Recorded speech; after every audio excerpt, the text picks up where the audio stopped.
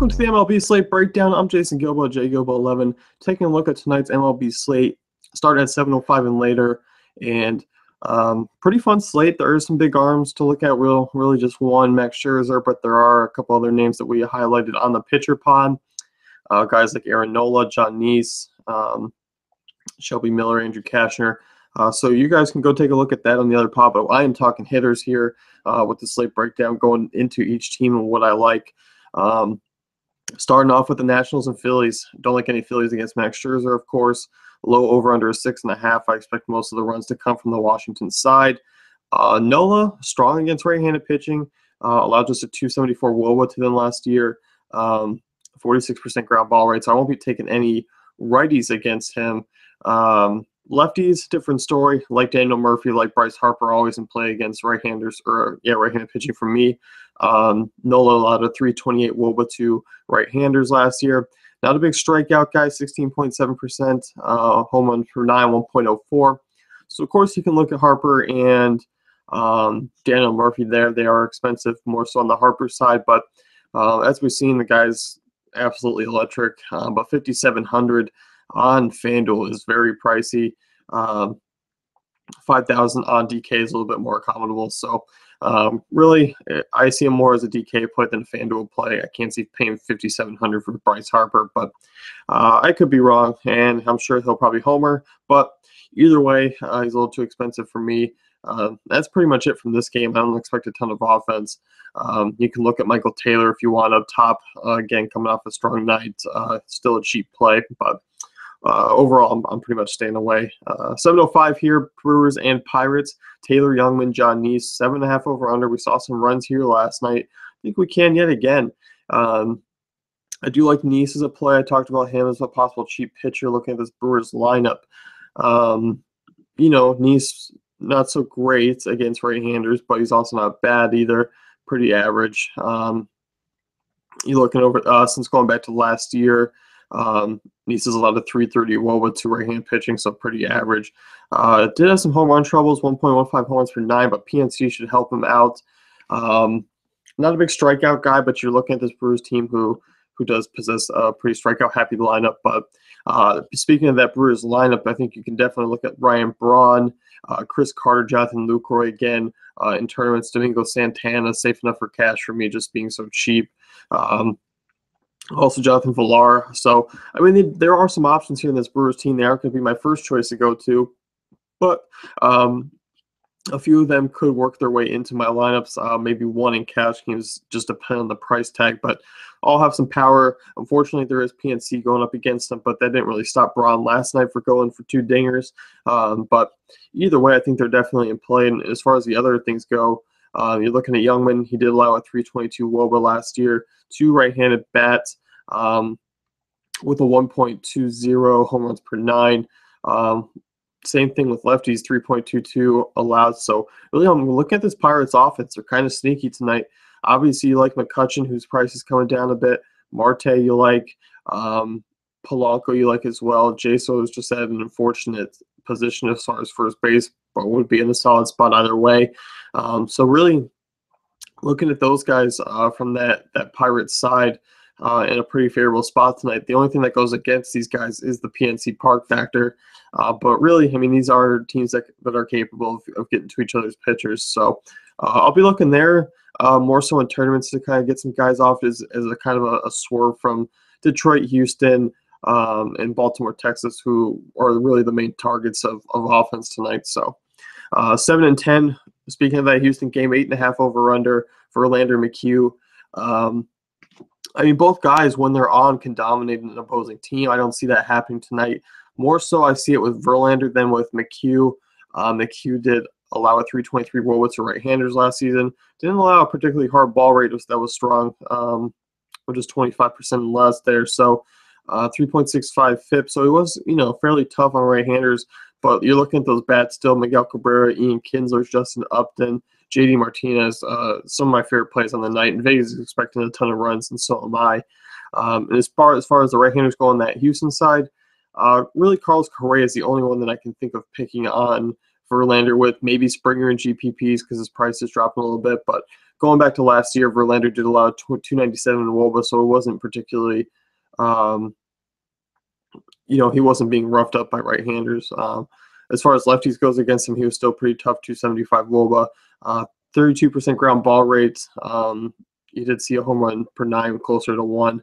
I think you can take some guys like Colby Rasmus in tournaments, those lefties, Jason Castro, Luis Bueno, just because of Verlander's tendencies to blow up at times. We've seen it already this season.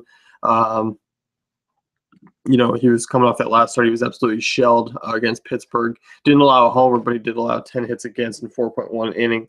And you're going to look at that Verlander line, and that is going to be his low point this season. I think he's going to be really up and down, and Houston can't get him in a down day here.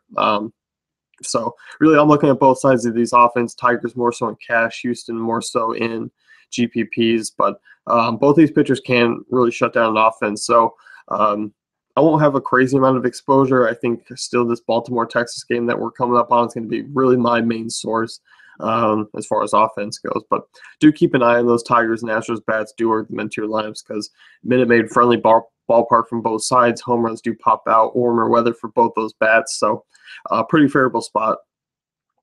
Next one here, Braves and Marlins. Bud Norris, Tom Kohler, 7.5 over/under. Bud Norris is a guy I'm looking to pick on. A lot of 366 WOBA 2 right-handed pitching last year, 1.19 home runs per 9. You can look at Marcell Ozuna. You can look at Giancarlo Stanton on that side. And then looking at the lefties, you're looking at Christian Yelich, you're looking at Dee Gordon, you're looking at Justin Bour. Bud Norris was hammered by left-handers last season, allowed a 386 WOBA, 41% hard ball rate, 1.81 home runs per 9. Christian Yelich stands out as another top play again tonight. Was a fan of him yesterday. And obviously Dee Gordon, my preference over Jose Altuve there. So really looking at this Marlins team as a pretty favorable team to target in cash as well as GPPs. So a lot of upside here. Yesterday, they couldn't get anything done with runners in scoring positions despite putting together a ton of hits. So they put the bat on the ball. They face another weak right-hander. I expect them to put up a little bit more runs than yesterday. So definitely keep an eye on those Marlins bats. Some of them are pretty cheap. Looking at Yelich, kind of site dependent. 4,200 on DK. That's a nice price tag for me there. 3,800 on FanDuel. It's a little steep. He's kind of bumped up. He's next to McCutchen a little bit by Martinez. So that is something that kind of strays me away from it. I prefer those two, but Yelich's still in play for me. As far as Brave side of things, Kohler, tough run right-handers, but a little bit more average in comparison to the lefties. Looking at lefties, they had a 334 WOBA off from last season. 1.49 home runs per 9. You can definitely look at Freeman in this matchup. His price did shoot up on DK. He was a little bit down a few matchups ago, but 4,600 there.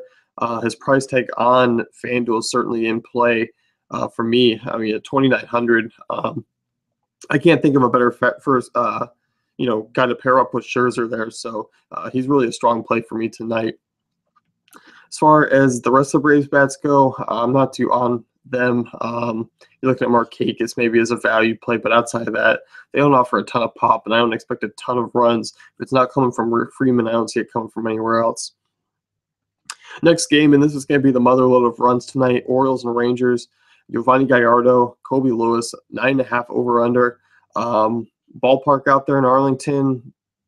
Orioles bats were teeing off there yesterday. Rangers made some noise. Trumbo double homer, Scope double homer. So, it was like an Oprah show. Everyone was getting a homer. So really, you're looking at things to happen again. And you're looking at this Orioles team as being the real strong side, to these for these offenses. Kobe Lewis, yes, he did allow just 309 WOBA to right-handers last season. 1.24 home runs per 9, though. 34% hard ball rate. Looking at Machado, looking at Jones to do some damage on that right side. Even Trumbo, as you saw his upside last night, obviously he's got 3 homers in the last 2 games. I expect his ownership to be really high. Looking at other guys, though, Lewis has a lot of 324 WOBA to lefties over the last going back to last year. 1.11 home run per nine, 33% hard ball rate. Chris Davis, Joey Ricard, all in play for me. And really outside of that, I mean, you can look at Scope, you can look at Hardy down low, but Davis is a guy I want in my lineups. He is priced heavily. He's the top price first baseman on DK. And you're looking at a little bit of a discount as maybe even a swerve off of Miguel Cabrera. I think those two are going to be the higher owned first baseman. Davis, obviously, a little bit more. If you wanted to swerve off of Davis, it would be to Cabrera. I think Davis is going to be the most popular first baseman on FanDuel tonight. So if you're looking to make that jump, definitely it would be with Cabrera if you're looking to be contrarian. Giovanni Gallardo struggled against lefties last year, a lot of 328 WOBA. Looking at those Rangers bats, they're certainly in play. Wasn't particularly strong against right-handers, but wasn't bad either. A lot of 308 WOBA. So, but still, Global Life, you're looking at a lot of Rangers bats. You can look at the top of the lineups there. And really, Nomar Mazara comes in as another great value outfielder tonight. Look at Fielder and GPPs. Rougned Odor is in play for me in both cash and GPPs. Is just a little bit cheaper than some of those big names like Altuve, Gordon, Murphy. So definitely like him. Also has a great park to hit in, so he kind of gets the jump over a guy like Murphy as well. So you can take a look at him. Outside of that, it won't be trending downwards to the bottom of the lineup, but still, you can look at this top half of the Rangers lineup and work them into both formats tonight. Diamondbacks and Padres, Shelby Miller, Andrew Cashner, over under 7. Not predicting a ton of offense here. If there is any offense, I'm predicting it from the Arizona side, of course. You're looking at Cashner, really struggled with left-handers last year. About a 382 WOBA, 1.47 home runs per nine, 34% hard ball rate. Really looking at Jake Lamb as a GPP punt third baseman. He is a guy with some pop, has some power. Also, David Peralta, one of my favorite outfielders on the night. Petco was friendly for homers last season. Peralta sitting at 3,500 on DK. Very hard to get away from him there. He's a little bit more expensive on FanDuel, more appropriately priced, but still worth a look, 3,500. He'll be in every one of my cash games on DK. There's no way of rounding it. I think GPPs, he's even a tough fade, but he will be heavily owned, so if you do want to make a swerve, you can. Still, Paul Goldschmidt, always a great GPP play. Outside of that, you can look at Gene Segura just because his price is a little bit cheaper than some of those other guys like Correa. Obviously, Corey Seager against Cueto's not a favorable matchup. Not a strong shortstop slate, so I think Segura, after his hot start, has been playing well. So, you're looking at Segura's lines here. Pretty safe cash game option either way. Really has only had one dud this season, but he is a guy who can steal some bases, hit for extra base hits at times. If you can get one out in the Petco gap, he'll run for days. He's looking at a pretty strong play as far as all formats go. As far as the Padres side of things, I'm not really looking to pick on Shelby Miller tonight. I'm looking to use him in cash games, so not really a strong fan there. Johnny Cueto, Scott Kazmir, that's the last game of the night, over under of 9. This is one that really I'm not expecting a ton of offense from, but I think you can be picky. Obviously, Posey against left-handers is something that I like a lot. If you want to pay up at that route, not a bad price tag at 4,100, even though he is expensive as the top catcher, but still worth a look. You could also look at Hunter Pence. He would be in play for me. Matt Duffy. I think you can look at those 3 right-handed bats to get to Kazmir. Kazmir hasn't looked great this season. Of course, he looked good against the Padres, but struggled against a real team in San Francisco. He'll have 3 homers, and now you're moving to a little bit more friendly park in Dodger Stadium. I still think Kazmir's kind of on his way out the door. I don't think we're going to get a strong feel for him. But as far as the Giants go, they're worth looking. GPPs, Posey, always a lock, and cash if you can afford them. On the Dodger side of things, Cueto, not a guy I want to pick on. I think if you want to look at some lefties against him, it's probably not the right move. I mean, he's allowed a 269 WOBA to lefties going back to last season, 23% strikeout rate. So he doesn't allow homers. I think Cueto's kind of a stronger play in this matchup. I'd rather take some guys from that Giants side. So That's going to wrap it up here at the slate breakdown. Check out dailyfantasycafe.com for all our great tools and content.